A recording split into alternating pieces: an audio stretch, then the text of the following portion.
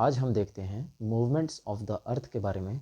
पृथ्वी की गतियाँ किस तरह से होती हैं और कितनी होती हैं। ठीक है, तो आज हम देखते हैं, हमारा टॉपिक है मूवमेंट्स ऑफ अर्थ।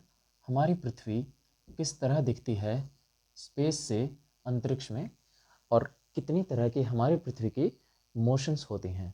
तो सबसे पहले हमने सबको पता है कि एक हमारी बेसिक है रोटेशन और दूसरी है हमारी अर्थ की रिवॉल्यूशन। आज हम इनके इम्पैक्ट के बारे में पढ़ेंगे कि रोटेशन और रिवॉल्यूशन से क्या फ़र्क पड़ता है, क्या असर होता है हमारी पृथ्वी पर मौसमों का, दिन रात की अवधि का। तो रोटेशन जो है हमारी पृथ्वी किस तरह से करती है, ये हमारी, अगर हम पृथ्वी देखते हैं अर्थ, तो ये हमारी मूव कर रही है, ये इक्वेटर वेस्ट से ईस्ट की तरफ। ठीक है, तो पश्चिम से पूर्व की तरफ हमारी पृथ्वी घूम रही है, तभी हमको सूर्योदय पूर्व में दिखाई देता है। यदि ग्लोब पर हम देखें तो हमारी पृथ्वी इस तरह से मूव कर रही है, पश्चिम से पूर्व की तरफ। ठीक है, तो तभी हमको सामने से सूरज जो है यहाँ से उगता हुआ दिखाई देता है और पश्चिम में छुपता हुआ दिखाई देता है, छिपता हुआ। तो पृथ्वी जो है अपने अक्ष पर घूम रही है पश्चिम से पूर्व की तरफ, और ये तिरछी है कितनी, 23.5 डिग्री। 23.5 डिग्री कहाँ से झुकी हुई है और किस एंगल से झुकी हुई है, अगर हम ये देखते हैं मान लेते हैं कि ये हमारा सूरज है। ठीक है, ये हमारा सन है और इसके चारों तरफ ये हमारी अर्थ चक्कर लगा रही है। तो हमारी अर्थ का पाथ कैसा है, एक एलिप्टिकल ऑर्बिट है। हमारी अर्थ का सन के चारों तरफ एक एलिप्टिकल ऑर्बिट है, और इस एलिप्टिकल ऑर्बिट में हमारी अर्थ सन के चारों तरफ घूम रही है एक अंडाकार पथ पे, और सूर्य हमारा किसी एक सेंटर पे लाई करता है। ये सूर्य जो है किसी भी इस एलिप्स के एक केंद्र पर है। एलिप्स के 2 सेंटर होते हैं, तो सन जो है हमारा किसी भी एक सेंटर पर है। तो एक समय ऐसा आता है जब हमारी पृथ्वी सूर्य के बिल्कुल समीप होती है, और एक टाइम ऐसा आता है जब अर्थ सन से बिल्कुल दूर होती है। उसको बोलते हैं एपहीलियन और पेरिहीलियन। वो पोजीशंस के बारे में हम बाद में डिस्कस करेंगे। पर अर्थ की अगर हम पोजीशन देखें स्पेस से, तो ये सन के चारों तरफ जो इसका ऑर्बिट है, अगर हम इसके प्लेन को ड्रॉ करते हैं, ये अगर हम इस ऑर्बिट को अगर हम एक शीट की तरह देखें, तो इस शीट पर पृथ्वी कुछ इस तरह से झुकी हुई है, इस शीट के परपेंडिकुलर से 23 डिग्री अपोजिट की तरफ। ठीक है, ये अपोजिट है, ये इसकी तरफ है, ये हम बाद में डिस्कस करेंगे। पर फिलहाल हम मान के चलते हैं कि हमारी अर्थ जो है, ये ऑर्बिट जो है, इस ऑर्बिट का प्लेन, इस ऑर्बिट के प्लेन से अगर हम एक परपेंडिकुलर ड्रॉ करते हैं, तो इसी परपेंडिकुलर से ये अर्थ हमारी 23.5 डिग्री झुकी हुई है। ठीक है, और ये इस तरह से ऑर्बिट करती हुई ये हमारा क्या होगा अब, इक्वेटर। ठीक है, तो यहाँ वेस्ट से ईस्ट की तरफ हमारी पृथ्वी ऐसे घूम रही है। ये हमारा हो गया 90 डिग्री नॉर्थ पोल, और यहाँ पर हो गया हमारा 90 डिग्री साउथ पोल यहाँ पर, और ये हो गया हमारा इक्वेटर। ठीक है, विषुवत वृत्त। इसके ऊपर हमारा क्या है, यहाँ पर नॉर्थ हेमिस्फीयर, और नीचे है हमारा सदर्न हेमिस्फीयर, दक्षिणी गोलार्ध और उत्तरी गोलार्ध। हमारी पृथ्वी पश्चिम से पूर्व लगभग 1000 मील प्रति घंटे की रफ्तार से घूम रही है। रोटेशनल स्पीड है ये अर्थ की लगभग 1000 माइल्स पर आवर। ठीक है, उसके बाद ये हमारा एक दिन जो है वो कंप्लीट करती है लगभग 24 घंटे में। कुछ गैप रहता है जो हमारा एक कंबाइन होता रहता है, जिसे हम लीप ईयर में एडिशनल डे के रूप में काउंट करते हैं। उसके बाद अगर हम देखें, ये अर्थ रोटेट करती है हमारी 365 डेज 6 आवर्स में लगभग और जो रोटेशन का इफेक्ट है वो क्या है, हमारी अर्थ के रोटेशन से हमारी डे और नाइट की जो ड्यूरेशन है वो अक्सर हम समझते हैं कि किससे चेंज होती है, पृथ्वी के घूमने की वजह से, हमारी अर्थ की रोटेशन की वजह से डे और नाइट की ड्यूरेशन चेंज होती है, मतलब डे और नाइट की लेंथ। पर ऐसा नहीं है, हमारी अर्थ की डे और नाइट किस वजह से चेंज होती है, अर्थ के टिल्ट होने की वजह से। हमारी पृथ्वी 23.5 डिग्री झुकी है, इसी के कारण हमारे दिन और रात की अवधि बदलती है। उसका मुख्य कारण है पृथ्वी का अपने अक्ष पर झुका होना। कौन से अक्ष से झुकी है ये, हमारे इसके पथ के, ठीक है, इसके ऑर्बिटल प्लेन से 23.5 डिग्री झुकी हुई है, ठीक है। अच्छा, ये इसका हो गया एक्सियल प्लेन। अगर एक्सियल प्लेन देखें हम तो इसका कुछ इस तरह से बनेगा, अर्थ का हमारा एक्सियल प्लेन। इसको 3D में हम शो नहीं कर सकते, बट ये कुछ अगर हमारा ये इस तरह है तो एक्सियल प्लेन जो वो टिल्ट है 23.5 डिग्री का, उससे बिल्कुल परपेंडिकुलर बनेगा ये एक्सियल प्लेन। और ये क्या है, हमारे अर्थ का एक्सिस, ठीक है। ये हमारा क्या है, एक्सिस नॉर्थ साउथ पोल को जो जोड़ता है पृथ्वी के सेंटर से। हमारे अर्थ का सेंट्रल पॉइंट है एवरेज 6371 किलोमीटर। सबसे बड़ा सर्कल है इक्वेटर और सबसे छोटा सर्कल है पोल्स पे, ठीक है। क्योंकि हमारे इक्वेटर पे जो सर्कमफेरेंस है अर्थ का वो है 40,056 किलोमीटर्स, सॉरी 40,076 किलोमीटर। और जो हमारा पोलर सर्कमफेरेंस है, पोलर सर्कमफेरेंस वो है लगभग 40,013.6 किलोमीटर। तो ये हमारा जो गैप आता है यहाँ पर, क्योंकि हमारा पोलर सर्कमफेरेंस जो है वो छोटा है और इक्वेटर सबसे बड़ा सर्कल है, इसलिए इसको कहते हैं द ग्रेट सर्कल। और इक्वेटर हमारे ग्लोब पे सबसे बड़ा लैटिट्यूड है, ठीक है। तो इसलिए यहाँ पर जो ये गैप आ रहा है, क्यों? क्योंकि हमारी अर्थ जो है वो इक्वेटर से क्या है, बल्ज हमारी फैली हुई है और चपटी है उत्तरी ध्रुव और दक्षिणी ध्रुव से। तो ये गैप हमारा क्या इम्पैक्ट लाता है, ये आगे हम देखते हैं रिवोल्यूशन में, ठीक है। तो ये सब था अर्थ की रोटेशन के बारे में। चलिए अब रिवोल्यूशन देखते हैं कि हमारी पृथ्वी जब सूर्य के चारों तरफ घूमती है तो ये क्या प्रभाव पड़ता है इसका। पृथ्वी जब हमारे सूर्य के चारों तरफ घूम रही है तो इसका मौसमों पर और ऋतुओं पर क्या प्रभाव पड़ेगा। अगर हमारी पृथ्वी, हम ये देखते हैं कि ये हमारा सन है और इसके चारों तरफ हमारी ये अर्थ की पोजीशंस में हम देखते हैं कि क्या इम्पैक्ट पड़ेगा उनसे। जब हमारे सन की रेज, हमने देखा कि हमारी पृथ्वी कैसे है, टेढ़ी है 23.5 डिग्री, ये हो गया नॉर्थ पोल, ये हो गया साउथ पोल, ये इक्वेटर हो गया, ठीक है। और ये हो गया हमारा नॉर्थ हेमिस्फीयर, ये सदर्न हेमिस्फीयर। तो पृथ्वी सूर्य के चारों ओर एक अंडाकार पथ पे घूम रही है, पर सूर्य की किरणें फिर क्या होगा, कुछ टाइम के लिए साउथ हेमिस्फीयर में दक्षिणी गोलार्ध में ज़्यादा पड़ेंगी और साल के कुछ भाग के लिए उत्तरी गोलार्ध में सूर्य की किरणें ज़्यादा पड़ेंगी। तो इसके बेसिस पे हमने पृथ्वी को 3 भागों में बांटा है, किसके, सूर्य की ऊर्जा के बेसिस पे, ठीक है। इंसोलेशन जितना रिसीव होता है हमारा सौरजिक विकिरण, उसके बिहाफ पे हमने अर्थ को 3 जोन्स में बांटा है। वो कौन से हैं, अगर हम ये मानते हैं ये अर्थ और ये हमारा है इक्वेटर, तो इक्वेटर से जब हम ऊपर जाते हैं तो एक टाइम ऐसा आता है साल में जब ऊपर जाते जाते सन की रेज मैक्सिमम 23.5 डिग्री नॉर्थ तक परपेंडिकुलर पड़ती हैं, सूर्य की किरणें सीधी पड़ती हैं। इस रेखा को हमने क्या कहा, ट्रॉपिक ऑफ कैंसर, ठीक है। तो ट्रॉपिक ऑफ कैंसर 23.5 ही क्यों लिया गया, क्योंकि 23.5 तक ही सूर्य की किरणें सीधी जाती हैं। दक्षिणी गोलार्ध में सेम 23.5 डिग्री, दक्षिणी गोलार्ध में 23.5 डिग्री साउथ तक सन की रेज परपेंडिकुलर जाते हैं, इसलिए हमने इसको क्या कहा, ट्रॉपिक ऑफ कैप्रिकॉर्न, ठीक है। तो इसको हमने क्या कहा, कर्क रेखा, और इसको हमने क्या कहा, मकर रेखा, ठीक है, मकर रेखा। उसके बाद जब 23.5 से ऊपर जाएंगे तो 66.5 पर, ठीक है, 66.5 पर यहाँ पर हमको उत्तर में आर्कटिक समुद्र महासागर मिलता है और यहाँ पर इस लाइन का हमने नाम क्या दिया, आर्कटिक सर्कल, ठीक है, आर्कटिक सर्कल। और दक्षिण में हमारा अंटार्कटिक महासागर है, दक्षिण में 66.5 को हमने नाम दिया यहाँ पर अंटार्कटिक सर्कल। और यहाँ पर 90 डिग्री हमारा हो गया पोल्स, 90 डिग्री नॉर्थ और ये 90 डिग्री साउथ।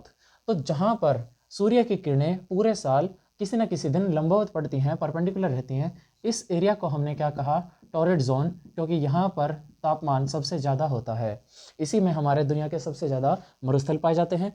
इसको हमने क्या कहा, उष्ण कटिबंध, ठीक है, इसको हमने क्या कहा, उष्ण कटिबंध, ठीक है। इसके ऊपर जब हम गए 23.5 से 66.5 के बीच में 66.5 डिग्री पे, तो यहाँ का टेम्परेचर हमें ना ज़्यादा गर्म मिलता ना ज़्यादा ठंडा मिलता। तो ये लिविंग कंडीशंस के लिए अर्थ पे द बेस्ट क्लाइमेट माना जाता है। It is called as temperate zone, ठीक है। जितने भी आपके ग्रासलैंड्स वगैरह हैं अर्थ पे, मैक्सिमम आपके कहाँ हैं, टेम्परेट जोन में, ठीक है। तो ये आपका क्या आ गया, टेम्परेट जोन।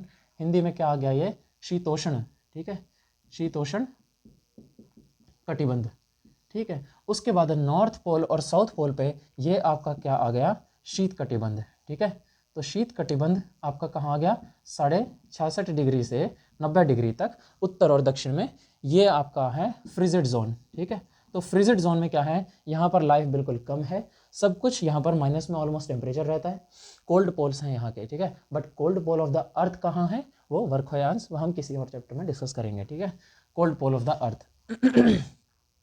उसके बाद हम ये देखते हैं कि जब हमने अर्थ को ये 3 जोन्स में बांटा टेम्परेचर के बेसिस पे, torrid zone, temperate and frigid zone, तो इनका जब अर्थ हमारी रोटेट करेगी इस तरह से 23.5 पर झुकी हुई, तो उसका क्या प्रभाव पड़ेगा सन की रेज से हमारे सीजन्स पे। तो सीजन्स की अब हम बात करते हैं। सबसे पहली चीज़, जब हमारी पृथ्वी सूर्य के सामने कुछ इस पोजीशन में है और सन की रेज यहाँ पर सबसे ज़्यादा पड़ रही हैं दक्षिणी गोलार्ध में परपेंडिकुलर, तो दक्षिणी गोलार्ध में जब सूर्य की रेखाएं अंतिम लैटिट्यूड पर यानी अक्षांश रेखा पर, लैटिट्यूड को हम कहते हैं अक्षांश रेखाएं और लॉन्गिट्यूड को हम कहते हैं देशांतर रेखाएं, क्योंकि ये अंश जो हमारे अक्ष अंश, ठीक है, जो हमारी पृथ्वी के अक्ष हैं, इनके अंशों को ये बनाती हैं, और देशांतर, देशों में अंतर बताने वाली ये देशांतर रेखाएं, ये हमारी होती हैं लॉन्गिट्यूड्स, इस तरह से लंबी लाइनें। तो इनके बारे में हम बाद में डिस्कस करेंगे। जो हमारी सन की रेज यहाँ पर maximum latitude, lower most latitude जो हमारा है 23.5 डिग्री मकर रेखा पर पड़ रही हैं, इसलिए इस दिन दक्षिणी गोलार्ध में सबसे बड़ा दिन होता है और इसी को हम कहते हैं मकर संक्रांत। ठीक है, तो ये हमारी आती है 22 दिसंबर को। ठीक है, 22 दिसंबर को हमारी क्या आती है, मकर संक्रांत, जब दक्षिणी गोलार्ध में सबसे लंबा दिन होता है। उसी प्रकार उस उत्तरी गोलार्ध में उस दिन सबसे लंबी रात होगी। तो 22 दिसंबर को उत्तरी गोलार्ध में सबसे लंबी रात होती है।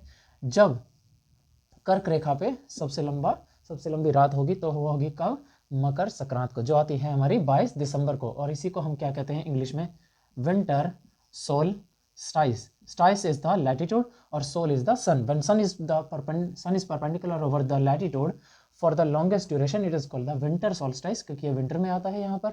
हालांकि वहाँ पर साउथ हेमिस्फीयर में वहाँ पर समर चल रही होती है। जब हमारी अर्थ मूव करके यहाँ पर आती है, तो इधर सामने पोजीशन जब इसकी आती है, तो इसकी रेज सबसे ज़्यादा कहाँ पड़ रही होती हैं, इक्वेटर के आसपास। और जिस दिन इक्वेटर पे इसकी बराबर रेज पड़ती हैं, तो उसको हम कहते हैं इक्वी, और नॉक्स मतलब इक्वेटर, तो इसको कहते हैं इक्विनॉक्स। और यहाँ पर दिसंबर के बाद ये आता है मार्च में, तो 21 मार्च को हमारा आता है, ये कौन से सीजन में पड़ता है, स्प्रिंग में, यानी वसंत ऋतु में, और इसको हम कहते हैं वसंत विषुव।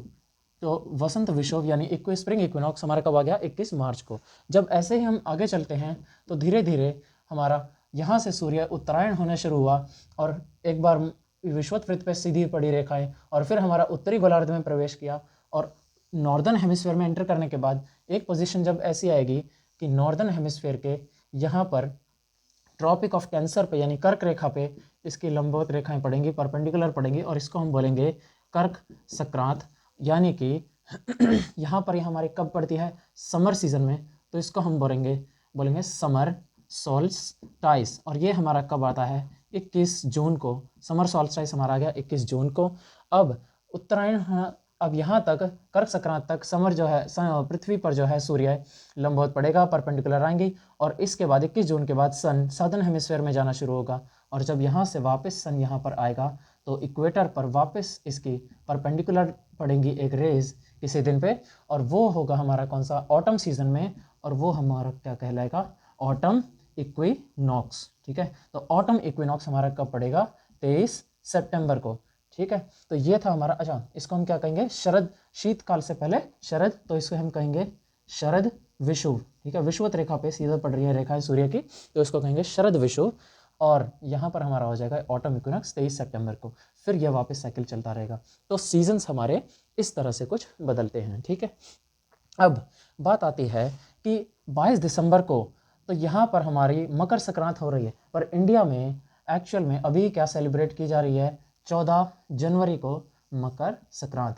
तो ये जो दिसंबर से 14 जनवरी तक का गैप है, ये कहाँ से आया, ये हमारा जो गैप है ऐसा क्यों बोला गया, क्या रीज़न है जिससे ये डिफरेंस क्रिएट हुआ। ठीक है, तो इस चीज़ को हम आइए आप समझते हैं। हमारी अर्थ की ये 2 बेसिक हमने मोशंस देखी। रिवोल्यूशन जो है ये हमारा 365 डेज में ऑलमोस्ट कंप्लीट करती है। हमारी पृथ्वी 67,000 किलोमीटर मील प्रति घंटे की रफ्तार से सूर्य के परिक्रमा कर रही है, परंतु एक और गति है पृथ्वी की जो हम पढ़ते नहीं हैं, पर वो भी हमारी बहुत रेयरली ऑब्जर्व होती है, और उसी के कारण जो ये फ़र्क है ये बना है। इसका मतलब क्या हुआ कि किसी ना किसी टाइम पर आज जो हम मकर संक्रांत 14 जनवरी को मना रहे हैं, वो किसी टाइम पर 22 दिसंबर को होती थी, जब इसके बारे में बताया गया। ठीक है, तो आइए हम अर्थ की थर्ड मोशन के बारे में डिस्कस करते हैं। अगर हम ये देखते हैं कि ये हमारा है सूर्य, यहाँ पर हमारा सन है, और इस सन के चारों तरफ हमारी अर्थ इस तरह से रोटेट कर रही है, तो हम इसकी कुछ पोजीशंस अगर देखें, यहाँ पर 4 सीजन्स हमारे बनते हैं, और इन चारों सीजन्स में हम अर्थ की अब पोजीशन को अलग एंगल से देखेंगे। अलग एंगल से क्यों? क्योंकि अब हम अर्थ की रोटेशन और रिवॉल्यूशन को नहीं, अब हम अर्थ की प्रिसीजन को देख रहे हैं। हमारी पृथ्वी का एक अग्रगमन होता है, वो प्रभाव कहाँ से पड़ता है और उसके पीछे क्या फोर्सेस हैं, उसी को हम देखते हैं। तो अब हम जो ये पाथ देख रहे हैं अर्थ का, ये हमारा है तो सेम, ऑर्बिट भी सेम है और बेंड भी सेम है। हमारी अर्थ का टिल्ट कितना है? 23.5 डिग्री उतना ही है, पर अब हमारा पॉइंट ऑफ व्यू चेंज हो चुका है। अभी तक हमने अर्थ को इस तरह से देखा था, कुछ इस तरह से हमारी पृथ्वी इस तरह घूम रही है, और इस तरह घूमती हुई ये सूर्य के चारों तरफ परिक्रमा कर रही है। ठीक है, तो इस तरह से कुछ ये सूर्य के चारों तरफ घूम रही थी। अगर ये हमारा सूर्य है तो इसके चारों तरफ पृथ्वी कुछ इस तरह से घूम रही थी। ठीक है, तो इस तरह से। बट अब हमने क्या किया, इस अर्थ के टिल्ट को चेंज कर दिया। अब हम इसको टॉप व्यू से देख रहे हैं, और यहाँ पर हमने इसको प्लेस किया इस तरह। अब हम अर्थ को कैसे देख रहे हैं कि हमारा ये नॉर्थ पोल इस साइड है, साउथ पोल हमारा सन को फेस कर रहा है, और हम ऐसे ऑब्जर्व कर रहे हैं, क्योंकि सन जो है एक सर्कुलर है, स्फेरिकल बॉडी है, और स्फेरिकल बॉडी पे आप किसी भी पॉइंट ऑफ व्यू से देख सकते हैं। तो हमने क्या किया, सन के ऊपर जाके अर्थ को नॉर्थ पोल की साइड से ऑब्जर्व किया, यहाँ से। और जैसे ही हमने यहाँ से ऑब्जर्व करना शुरू किया, तो ये हमारा क्या बन गया, नॉर्थ पोल। ये हमारा बन गया नॉर्थ पोल। ठीक है, और ये हमारा क्या हो गया, साउथ पोल। तो जब हमने अर्थ को क्लोजली ऑब्जर्व किया, तो हमने क्या देखा कि जो हमारा नॉर्थ पोल है और हमारा साउथ पोल, हमारे अर्थ की रोटेशन की वजह से, क्योंकि हमारा साउथ पोल सन के पास में है और नॉर्थ पोल थोड़ा सा दूर है, तो ग्रेविटेशनल पुल की वजह से और हमारी अर्थ के तेज़ घूमने की वजह से, रोटेशनल स्पीड की वजह से, हमारी अर्थ का जो टिल्ट है ये भी थोड़ा से थोड़ा घूमता है। अर्थ हमारी जो पोलर एक्सिस है, ये पोलर एक्सिस खुद ही घूमता है, और वो कितनी स्पीड से घूमता है, क्या क्या फोर्सेस हैं जो इसको प्रभावित कर रहे हैं। मान लीजिए ये हमारी है पृथ्वी, और इसका जो ये हमारा टिल्ट है यहाँ से इस अक्ष से 23.5 डिग्री का, इस 23.5 डिग्री को भी यहाँ से ये इस तरह से हमारा एक्सिस भी धीरे धीरे रोटेट कर रहा है। और अगर आप इस शैडो में देखेंगे तो ये टिल्ट भी एक सर्कल बना रहा है। अगर इस सर्कल को मैं ड्रॉ करूं, अर्थ के सेंटर पॉइंट से जो फोर्स लग रहा है पोल्स पे, एक इस तरफ और इस एक्सिस के ये साउथ पोल से यहाँ पे इस तरफ, तो ये टिल्ट जो है ये इसको अर्थ के सेंटर से एक मोमेंटम प्रोवाइड कर रहा है, एक फोर्स प्रोवाइड कर रहा है, जिसकी वजह से एक्सिस भी, हमारी अर्थ की रोटेशन की वजह से एक्सिस भी धीरे धीरे घूम रहा है। क्यों? क्योंकि इस पर ग्रेविटेशनल पुल का डिफरेंस क्रिएट हो रहा है। और जब हम इसका सर्कल ड्रॉ करते हैं तो ये जो फोर्स है ये भी हम देखते हैं कि जो अर्थ का एक्सिस है, इस एक्सिस का भी एक सर्कल बनता है, और ये सर्कल हमारा कंप्लीट होता है बहुत लंबे टाइम पीरियड में। अगर हम देखें ये एक्सिस यहाँ से इस तरह से मूव कर रहा है, ठीक है, ये एक्सिस अपने ही पाथ पे इस तरह से यहाँ से इस तरह मूव कर रहा है, और ये टाइम पीरियड हमारा है लगभग 25,772 साल का। ठीक है, 25,772 ईयर्स, ऑलमोस्ट 26,000 ईयर्स हमारा पोल लेता है एक अपना सर्कल पूरा करने में। इसको कहते हैं हम एक्सियल रिवॉल्यूशन ऑफ द अर्थ। ठीक है, मतलब कि अर्थ के एक्सिस का जो हमारी पृथ्वी की धुरी है उसका भी एक परिक्रमण है जो पूरा होता है लगभग 26,000 साल में। अब बात यह आती है कि हम इसकी पोजीशन को देखें कैसे। साल जब कंप्लीट होता है तो साल हम किस तरह से पता लगाते हैं कि कैसे कंप्लीट हुआ। पहली चीज़ कि हम अर्थ के डेज काउंट कर लें, ठीक है, कि अर्थ ने इस पोजीशन पे इक्विनॉक्स टू इक्विनॉक्स काउंट होता है। ये हमारा इक्वेटर हो गया और इक्वेटर के ऊपर ये हमारा हो गया कर्क रेखा। तो जब हमारी मकर रेखा पर सूर्य की रेखाएं लंबवत होंगी, इस पोजीशन में, इस डिस्टेंस पर और इस पोजीशन में सन के पास अर्थ जब वापस आती है, तो हमने ये ऑब्जर्व किया कि इस सेम पोजीशन में, सेम एंगल पे और सेम टाइम पे, सेम डिस्टेंस पर अर्थ कभी भी सन को वापस उस पोजीशन पे नहीं मिली, जबकि ये ऑब्जर्व किया गया कि सन को अर्थ उसी पोजीशन में 20 मिनट्स पहले लगभग मिल चुकी थी। मतलब कि पृथ्वी का जो एक साल है वो इसी पोजीशन पर सन को लगभग 20 मिनट पहले मिल गया। ये पोजीशन सन की अर्थ के ऊपर रेज जो हैं वो 20 मिनट पहले ही फॉल कर रही थी। मतलब क्या कि सन से अगर हम ऑब्जर्व करें तो पृथ्वी का एक साल लगभग 20 मिनट पहले ही पूरा हो चुका है, जबकि पृथ्वी अभी यहाँ पर पहुंची भी नहीं है जहाँ से उसने अपना नया साल शुरू किया था। ये टाइम पीरियड जो हमारा लगभग एक साल में 20 मिनट का लैग करता है, यही हमारा पोल का टिल्ट है, जो धीरे धीरे हमारा वापस उसी पोजीशन पर आने में हमारे कितने साल लगाता है, लगभग 26,000 साल। इसी को हम कहते हैं पोलर रिवॉल्यूशन, यानी प्रिसीजन ऑफ द अर्थ, ठीक है, प्रिसीजन ऑफ द अर्थ, ठीक। और पृथ्वी का साल जो है ये पता करने का दूसरा तरीका क्या है, हम देख सकते हैं कि सन जो है किस कॉन्स्टेलेशन में या फिर हमारे किस ज़ोडिएक साइन में, ठीक है, सन जो है हमारे किसी भी ज़ोडिएक साइन में किस टाइम पर एंटर करता है।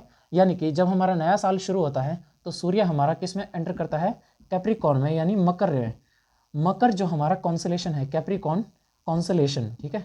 हम जो राशियां देखते हैं वो भी हमारे मंथ्स के हिसाब से होती हैं, तो 12 राशियां 12 महीनों को डिसाइड करते हैं। और जब सूर्य की किरणें उन सभी 12 कॉन्स्टेलेशंस को क्रॉस करके कंप्लीट करती हैं तो वो हमारा बनता है एक साल। तो सूर्य जो है किस टाइम पर, किस पोजीशन में और किस डेट पर उस राशि में या उस ज़ोडिएक साइन में या उस कॉन्स्टेलेशन में, तीनों चीज़ें एक ही हैं, कब एंटर करता है, तो वो डिफाइन करता है हमारा एक साल का टाइम पीरियड, जो वापस अगर हम देखें रिपीट कब होगा उसी टाइम पे, उसी पोजीशन पे, तो वो टाइम पीरियड है लगभग 26,000 ईयर्स, ठीक है। तो इसलिए हमको ये ऑब्जर्व नहीं होता, ये बहुत ही माइन्यूट ऑब्जर्वेशंस हैं, इसलिए हम इसको इग्नोर करके चलते हैं। बट अब इसका इम्पैक्ट क्या होगा, ठीक है, अब इसका इम्पैक्ट क्या होगा कि आज हमारा अगर यहाँ पर क्या है, हमारी विंटर है, ठीक है, यहाँ पर हमारी विंटर में क्या पड़ रहा है, सॉरी विंटर जो है, जब यहाँ पर इंडिया में अभी विंटर चल रहे हैं, तो इंडिया में विंटर पे सन की रेज कहाँ पर पड़ रही हैं, डायरेक्ट साउथ हेमिस्फेयर में, ठीक है। बट एक टाइम ऐसा आएगा जब, अभी हमारी सन की पोजीशन क्या है, कुछ इस तरह है। सन की पोजीशन हमारी पोल्स की, ये पोल है जो, इसकी डायरेक्शन कुछ इस तरह है, पर ये पोल भी जब धीरे धीरे रोटेट करेगा, इस पोल के पोलर एक्सिस के रोटेट करने के बाद कुछ टाइम ऐसा आएगा कि जब हमारा जो अर्थ के साथ सन का डिस्टेंस है, सन की रेज परपेंडिकुलर पड़ेंगी, जब पोल हमारे टिल्ट हो जाएंगे और पोलर एक्सिस जब हमारा 180 डिग्री शिफ्ट कर जाएगा, तो विंटर जो है, जब सन की रेज यहाँ अर्थ के सबसे पास में होंगी, तो वहाँ पर नॉर्थ हेमिस्फेयर में हो गई विंटर, ठीक है।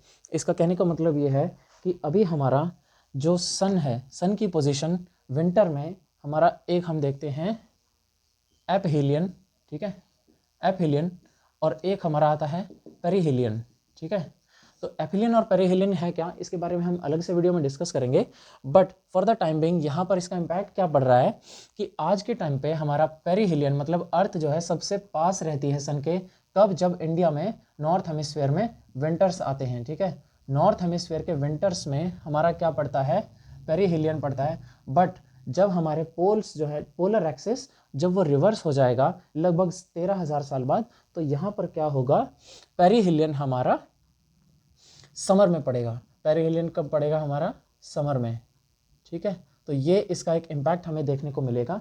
और इसी का अगर हम आगे देखें तो आइस एज भी हमारी इसी वजह से आई थी। जो भी हमने अब तक रिसेंट जो पास्ट में अर्थ के एटमॉस्फेयर में अर्थ की जो हमारी जियोलॉजिकल हिस्ट्री है उसमें हमने आइस एज का पैटर्न देखा है, तो उसका रीज़न भी यही रहा है। यानी कि हम जो डिस्कस कर रहे थे कि 22 दिसंबर से और 14 जनवरी ये जो हमारा टाइम पीरियड हुआ है ये कितने सालों में हुआ, लगभग 1000 सालों में, ठीक है, 1000 ईयर्स में ये हमारा टाइम पीरियड चेंज हुआ है। अर्थ का जो ये टिल्ट हाफ शिफ्ट हुआ है, इसका मतलब हमारा 1000 सालों में लगभग 24 डेज का टाइम पीरियड एक्सटेंड हो चुका है। अभी एक्सटेंड कैसे हुआ, क्योंकि पृथ्वी पर एक साल लगभग कुछ टाइम पहले ही उसी पोजीशन पर सन को मिल गया, और जब सन के रेस्पेक्ट में पृथ्वी का एक साल पूरा हुआ तो इसी पोजीशन को हमने क्या कहा, साइडरियल ईयर, ठीक है, इसी पोजीशन को हमने क्या कहा, साइडरियल ईयर। और जब ये अपनी पोजीशन पर वापस पहुंची, यहाँ पर एक साल जाके कंप्लीट किया according to the people on earth, तो इसको हमने क्या कहा, ट्रॉपिकल ईयर, ठीक है, तो इसको हमने क्या कहा, ट्रॉपिकल ईयर। तो जो हमारा यहाँ पर जो ज़ोडिएक साइन से कैलकुलेट होता है that is called the sidereal year, और जो हमारा अर्थ पे कैलकुलेट होता है that is called as tropical year. अब हमारे एक साइंटिस्ट थे जिनका नाम था मिलनकोविच, ठीक है, मिलनकोविच साइकिल, उन्होंने इसी चीज़ के बारे में बताया था कि हमारी अर्थ जो है इसका एक्सिस भी धीरे धीरे वॉबल करता है, मतलब अपने ही एक्सिस पर धीरे धीरे टिल्ट होता है, और वो टिल्ट होते होते एक साइकिल पूरा करता है, और वो साइकिल इतने 1000 ईयर्स में लगभग 40,000 वॉबल्स हमारे कंप्लीट करता है। मतलब कि पृथ्वी को इस तरह घूमते घूमते 25-26 हज़ार साल हो जाएंगे, तब जाके अर्थ जो है उसी पोजीशन पर उसी कॉन्स्टेलेशन में सन की रेस एंटर करेंगी और वही टाइम पीरियड वापस मिलेगा, ठीक है। तो ये था हमारी अर्थ की प्रिसीजन के बारे में। दैट्स वाई हमारा जो एवरी ईयर हर साल हम देखते हैं कि सन जो है नए साल में नया महीना शुरू होता है, तो कभी भी सनराइज या सनसेट हमारा सेम टाइम पीरियड पर नहीं होता जितना पिछले साल में हुआ था, उससे कुछ ना कुछ टाइम हमारा लैग मिलता है, ठीक है, because of this precision of earth. तो ये थी हमारी अर्थ की third motion. If you have any doubt on all the motions of the अर्थ इस किसी भी चीज़ में, तो you can mention in the comment section. Thank you.